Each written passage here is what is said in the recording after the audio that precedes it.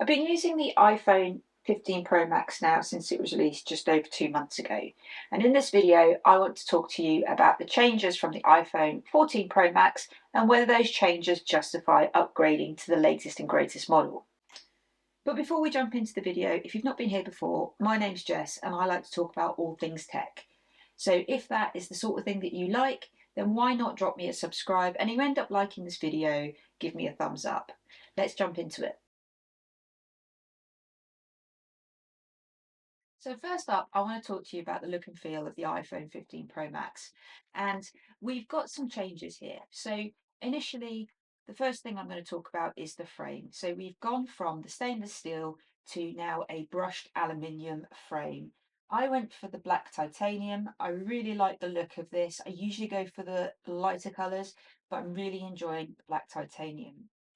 In terms of feel, so the biggest difference that I can probably say with this is the weight. So from the iPhone 14 Pro Max to this, you will be able to feel a pretty big difference in the weight. It is noticeably lighter in the hand. So if you are wanting to go from a heavy phone to a lighter phone, then this is going to be right up your street. In terms of other elements of the phone, so I find that it's less slippy than the stainless steel version of the iPhone 14 Pro Max. It's still a little bit slippy, and you're always going to get that, I think, with these phones. But if you rock a case, then you're not going to experience that problem. Also, we've got now a more rounded feel to the iPhone. So, I like to watch content on here. So, I tend to watch YouTube videos. And because I watch it like this, obviously, because it's more rounded, it is less likely to be digging into your fingers, so it's a lot more comfortable to hold in the hand. And just in general, if you're texting or you're on your phone for a long period of time, you're going to find that it's a lot more comfortable than previous models. The second point I want to touch on today is the display.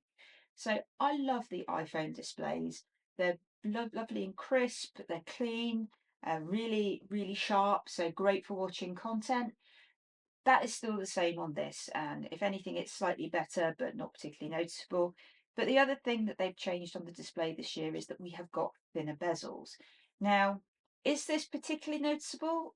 Maybe when you first pick up the phone, you might look at it and think, oh, slightly more real estate there.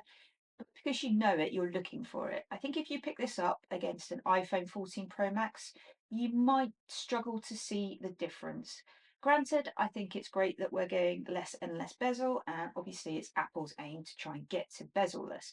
But in terms of the display, you're not going to be disappointed.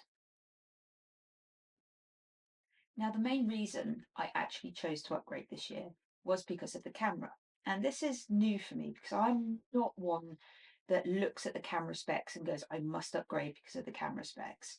I take a lot of photos. I have a young family, so I love taking photos of the dog, my daughter, but I also take pictures for content as well. So for when I'm putting Instagram posts up, etc., etc. So the camera is a key thing, but I'm not a expert photographer, so the intricacies are not going to bother me too much. As long as I can get a good quality picture, I'm happy. But in this particular evolution of the camera, I really wanted to pick this up because I've used the Samsung S23 Ultra previously, and it's got an amazing zoom capability on there.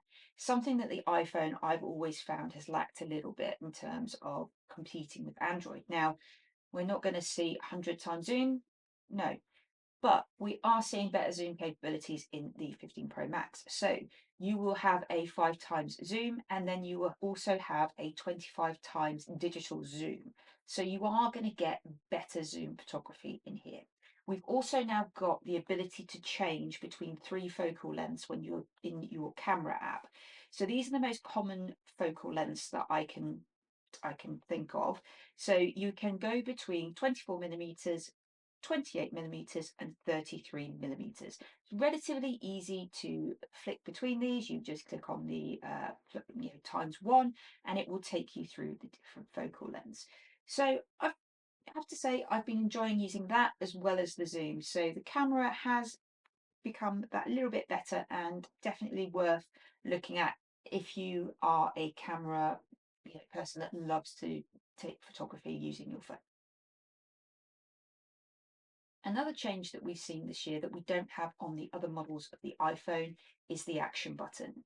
Now, I was one of these people who was thinking, oh, I'm not too sure about getting rid of the mute button. I did like being able to flick between, but then I actually sat down and thought about it, and I don't actually use it that much. Now, the reason being is because most of us have our phones on silent all of the time. So I very rarely move from silent to not on silent. So the action button actually is quite a useful tool to have because you can customize it.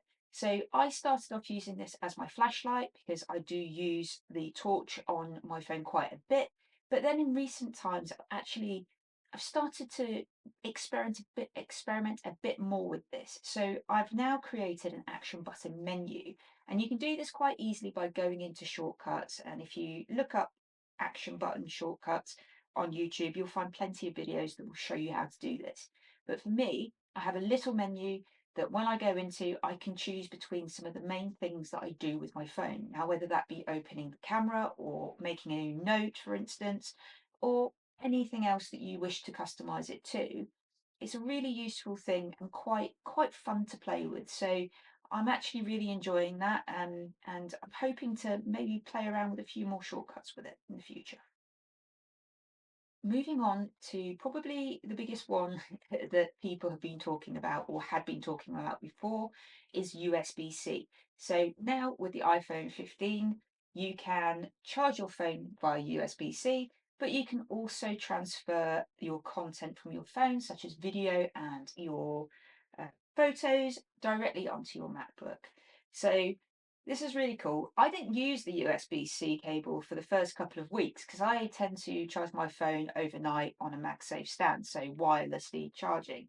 So it was only in, the few weeks after where I'd started creating more content via video. And I needed to get that because it was 4K and it took a while to transfer over. So I wanted to be able to move that quickly. So obviously I can do that quite easily now by using the USB-C and putting it into my MacBook so I can transfer it that way. But another great thing about having USB-C is that you can actually connect an external drive directly to it. So if you've got a little portable external drive, plug it in and you can save directly to it. And this is going to save you time, but it's also going to save loads of space on your phone because those files are pretty heavy. So they're going to take up quite a bit of the space that you've got on here. So all in all, I wasn't expecting to see too much difference, but actually, as I got to use the phone more and use the USB-C capability more, it's actually been a really, really good move. So on to the final point that I wanted to talk about today, and that is battery life. So I don't generally get too hung up on battery life, and there's two main reasons for that. One, I'm not really a power user. I can get to the end of the day and quite easily have 30% left, so I'm not worried about making it through the day. Two is I charge my phone every night before I go to bed. So I just whack it on my MagSafe charger and I'm good to go in the morning. On the odd occasion where I have forgotten to charge it, I've still woken up the next day and had plenty of battery, 20%, and I've not had to charge it till mid-morning and I've not had any problems. So I don't really use it to the full kind of potential of how long this battery can go. But for me, I think everyone's going to be fairly comfortable with it if you're an average consumer. If you're a heavy power user and a content creator that's using it all the time, you may be a little bit more worried. But we've got lots of accessories now where you can just plug it into a power bank. So it's not really something that I generally get too worried about. But I don't think you're going to be too disappointed. It is better than the iPhone 14 Pro Max in my opinion from a battery life perspective. But I think, the gold standard from an iPhone perspective was the 13 Pro Max. That had an epic battery life. But this is still pretty good. So just some final thoughts on this phone. So is it worth the upgrade? For me, it was. I'm an Apple fan and I love to have the latest and greatest. But if you are somebody who already has 14 Pro Max, are you going to see that big of a difference? Is USB-C and the action button really going to be enough for you to upgrade? Maybe not. If you have an older model, say a 13 Pro Max or a 12 Pro Max, then yes, I think it is probably worth the upgrade. You're going to get some additional stuff like the new chipsets, and you're also going to get Dynamic Island on that, as well as the additional features that have come with the 15 Pro Max. But for the average consumer who wants to keep their phone for a couple of years, if you're on the 14 Pro Max, I would probably say wait till next year. But if you're on a older version, then it's definitely worth a look. Thanks for taking the time to watch my video, and I will catch you in the next one.